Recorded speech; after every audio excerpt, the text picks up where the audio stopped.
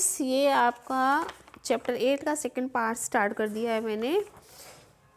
Absorbed हम यहाँ से पढ़ रहे थे। They have many tiny holes like sponge in the lungs, oxygen is absorb from the air. हमारे जो लंग्स होते हैं उनमें छोटे छोटे होल्स होते हैं, जैसे कि स्पॉन्ज यानी गद्दी होती है इन द लंग्स। हमारे फेफड़ों में oxygen is the absorb, oxygen को हवा में से लिया जाता है। इसमें मैं आपको ये लंग्स दिखाना चाहती हूँ। ये जो ब्लू ब्लू कलर के हैं ये लंग्स हैं। ये देखिए माउथ से, ये नोज़ से हवा आ रही है और ये फिर विंड पाइप है। उसके बाद विंड पाइप से ये हमारे लंग्स में जा रही है। 2 लंग्स हैं हमारे, दोनों साइड में यहाँ लंग्स लिखा गया है और ये आपको देखने में भी लग रहे हैं कि गद्दीदार हैं। तो इनमें ये हवा जाती है नोज़ से आकर। It goes to our blood and is carried to all parts of the body. फिर ये हवा जो है हमारी बॉडी, हमारे ब्लड में चली जाती है और फिर ब्लड के साथ हमारी सभी बॉडी पार्ट्स में घूम जाती है। The carbon dioxide is produce as a waste. Carbon dioxide एक प्रकार का व्यर्थ का पदार्थ है। When we breathe out the carbon dioxide goes out of the lungs. जब हम वो ऑक्सीजन यूज़ कर लेते हैं तो वो कार्बन डाइऑक्साइड में कन्वर्ट हो जाती है और फिर ये फेफड़ों से बाहर निकल जाती है जब हम सांस छोड़ते हैं। Through the wind pipe and into the air through the nose. Wind pipe के थ्रू और नोज़ के थ्रू ये बाहर आ जाती है। जिस तरह से हम ऑक्सीजन नोज़ के थ्रू लेते हैं फिर विंड पाइप से लंग्स में पहुंचती है, वैसे ही कार्बन डाइऑक्साइड लंग्स से पहले विंड पाइप में पहुंचती है और फिर नोज़ के थ्रू बाहर निकल जाती है। आप अपने नाक के आगे हाथ लगा के ऐसे सांस छोड़कर भी देखिए, इस तरह से करिएगा, आपको पता लगेगा कि बाहर हवा निकलती है। The process of breathing is oxygen using it to get energy from food and breathing out carbon dioxide is called respiration. ये जो प्रोसेस होती है, जो प्रक्रिया होती है सांस को अंदर लेके जाना, using it to get energy from food and breathing out carbon dioxide is called. जब हम ऑक्सीजन अंदर लेते हैं तो हमारे फूड में मिक्स होती है, वो हमें एनर्जी देता है और फिर जब वो कार्बन डाइऑक्साइड में चेंज आती है तो हम उसे बाहर निकाल देते हैं। इस पूरी प्रोसेस को रेस्पिरेशन कहते हैं, यानी श्वसन प्रणाली, सांस लेने की प्रणाली कहते हैं। नेक्स्ट है system, the digestive system is very important system. आप खाना खाते हैं, आप बहुत सारी चीज़ें खाते हैं, पीते हैं, वो खाया पिया कहाँ चला जाता है। फिर थोड़ी देर के बाद 3 घंटे 4 घंटे के बाद फिर भूख लगती है और विभिन्न प्रकार की चीज़ें खाते हैं और कभी कभी हम बहुत ज़्यादा खा लेते हैं तो हम बीमार पड़ जाते हैं। ऐसा क्यों होता है, चलिए आज पढ़ते हैं। It helps the body to digest the food. ये हमारी बॉडी को भोजन पचाने में का कार्य करती है। The function of the digestive system are, digestive system के जो कार्य हैं वो इस प्रकार हैं। To enable us to take in the food, ये हमें भोजन लेने में हमें एबल करती है, खाने के योग्य बनाती है। To change the food that we take into simple soluble form, और जो हम खाना खाते हैं वो वैसी की वैसी रोटी और सब्जी हमारे पेट में नहीं रहती है। ये जो डाइजेस्टिव सिस्टम है उसको सॉल्यूबल कर देता है, घुलनशील कर देता है और सिंपल बना देता है ताकि वो ब्लड में एब्जॉर्ब हो जाए। To enable body to derive energy from such simple soluble food, और इसी सिस्टम के कारण ही फूड हमें एनर्जी देता है जिससे हम काम कर सकते हैं। We take in food from our mouth, हम अपने मुंह से खाना लेते हैं। The teeth help us to grind the food, और दांत हमें भोजन चबाने में मदद करते हैं। The food gets mixed up with saliva in our mouth, food जो है वो हमारे माउथ में पैदा हुए सलाइवा में मिक्स हो जाता है। This food then moves to stomach through the food pipe, और तब ये फूड हमारे पेट में चला जाता है। किसके द्वारा? फूड पाइप के द्वारा। ये देख रहे हैं आप, यहाँ फूड पाइप है, आप डायग्राम में देखते जाइएगा, साथ साथ आपको बहुत मज़ा भी आएगा इसको पढ़ने में और समझ भी आएगा। आपके अंदर भी ये सब कुछ चीज़ें हैं, right. In the stomach special juices break down the food to simpler form, और स्टमक में जाने के बाद ये जो भोजन होता है ये सिंपल फॉर्म में आ जाता है, टूट जाता है, इसके टुकड़े हो जाते हैं। कुछ तो हम चबा लेते हैं, कुछ ये पेट में जाने के बाद और मुलायम होकर घुल जाता है, तब इसमें से स्पेशल जूसेस निकलते हैं। दिस इज कॉल्ड डाइजेशन, और इसे हम पाचन क्रिया कहते हैं। The food enters the small intestine, जब भोजन सिंपलर हो जाता है तब ये स्मॉल इंटेस्टाइन में जाता है। स्मॉल इंटेस्टाइन ये जो छल्लेदार सी छोटी छोटी ये पीले पीले रंग की हमारी बॉडी के अंदर है, इसे हम स्मॉल इंटेस्टाइन कहते हैं, इसमें चला जाता है। और फिर from where it reaches to all parts of the body, और यही के माध्यम से, इन्हीं स्मॉल इंटेस्टाइन के माध्यम से हमारी बॉडी के बाकी पार्ट्स में भी चला जाता है। The undigested food goes to large intestine, और जो बिना पचा भोजन है वो लार्ज इंटेस्टाइन्स में चला जाता है। Here water is absorbed and remaining undigested food is passed out of the body through an opening called anus। और उसके बाद जो भोजन हमारा पच गया, जो हमारे बॉडी पार्ट्स को मिल गया, वो तो ठीक है, उससे एनर्जी मिल गई। और जो हमारा ऐसा भोजन है जो नहीं पचा है और नहीं पचने लायक था, वो वेस्ट फूड हो गया, वो लार्ज इंटेस्टाइन में चला गया, और वहाँ पर जाकर उसने क्या किया, और पानी और जो है वो अनडाइजेस्टेड फूड जो है वो वहाँ से पास आउट हो जाता है, हमारे शरीर से बाहर निकल जाता है। किसके माध्यम से? जो हमारी बॉडी में एनस बनी होती है। एनस कहाँ होती है? जब आप सुबह फ्रेश होने जाते हैं, लैट्रिन जाते हो, तो जहाँ से वो लैट्रिन निकलते हैं, जो लैट्रिन है वही वेस्ट अनडाइजेस्टेड फूड है।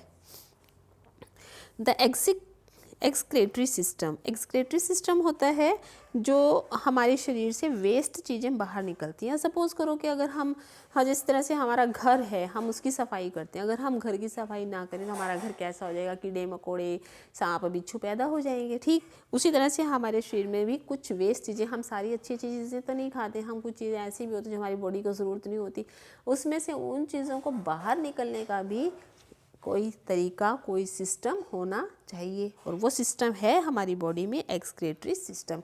उनको वो निकलने के लिए, जैसे आप सुबह सुबह मुंह से थूकते हैं, आप नाक से म्यूकस बाहर निकालते हैं, आपकी बॉडी से पसीना बाहर आता है, आप यूरिन पास करने जाते हो, आप स्टूल पास करने जाते हो, स्टूल मतलब कि लैट्रिन पास करने जाते हो, तो ये सारी वेस्ट बाहर निकलने वाली चीज़ें, आपकी आंखों से आंसू आते हैं, हमारी बॉडी से बहुत सारी चीज़ें हैं जो बाहर निकलती हैं, वो वेस्ट होती हैं तो निकलती हैं।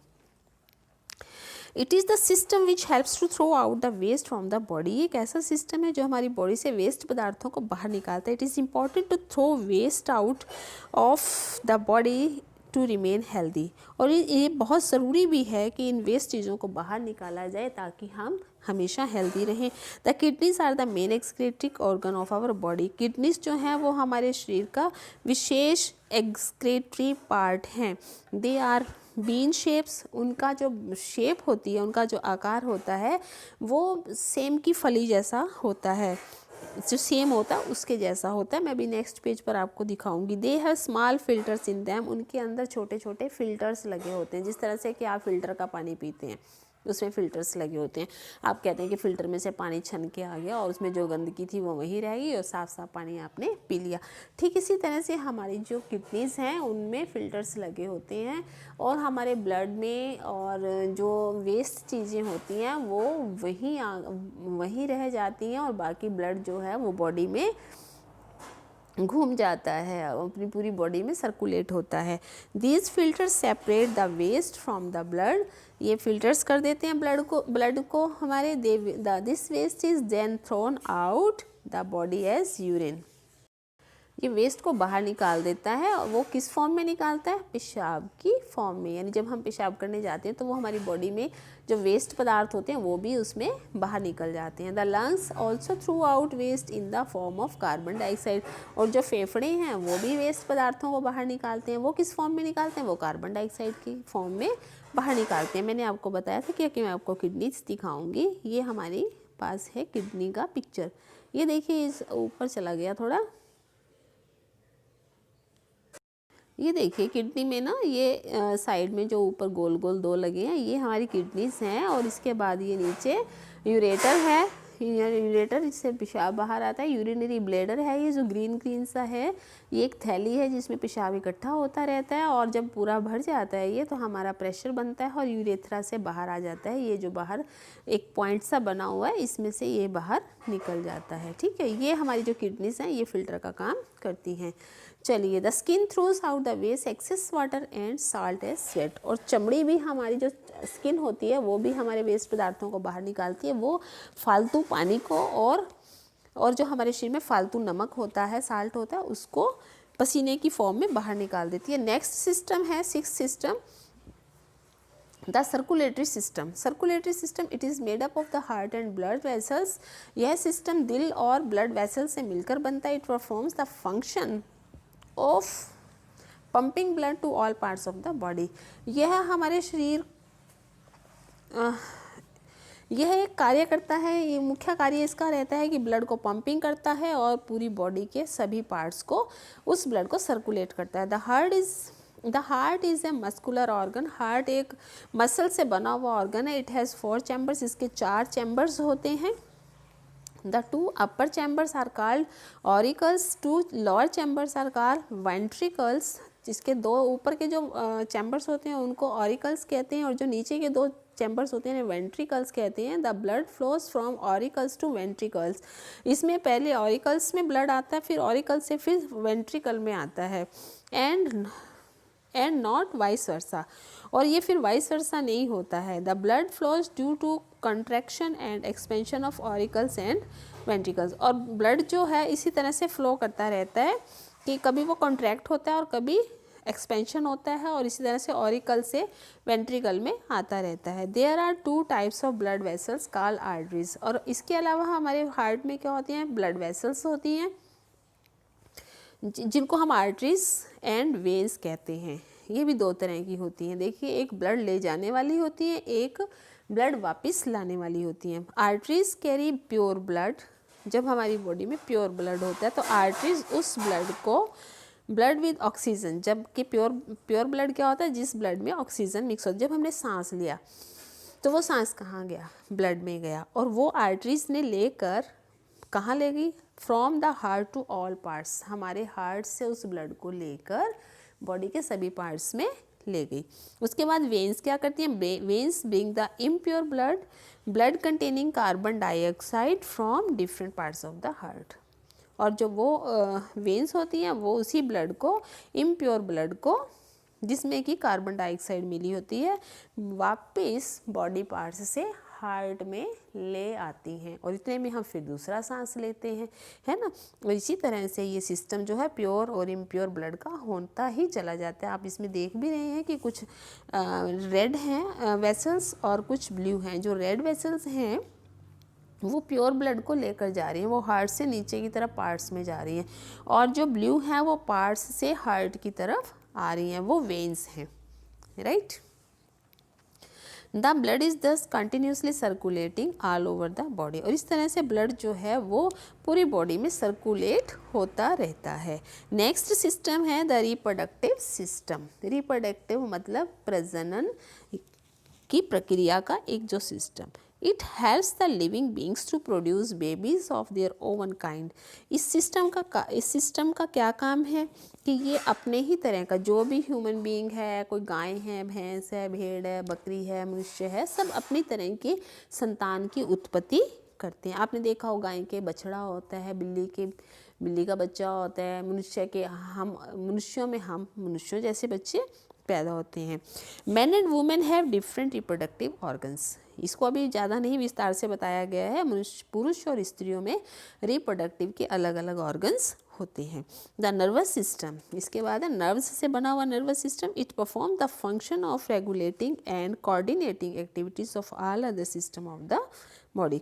ये जो नर्वस सिस्टम होता है ये शरीर की सभी अलग अलग क्रियाओं को करने के लिए उसको रेगुलेट करता है, उसका कोऑर्डिनेटिंग करता है, उसका समायोजन बनाता है कि कौन से पार्ट को कौन सा काम करना है।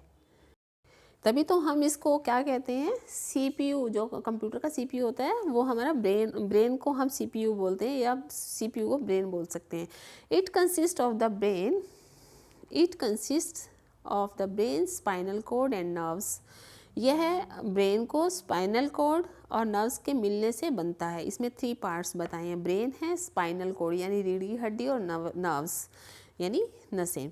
The brain is the main coordinating and the controlling centre. Brain जो होता है वो मेन कोऑर्डिनेटिंग और कंट्रोल करने वाला सेंटर होता है।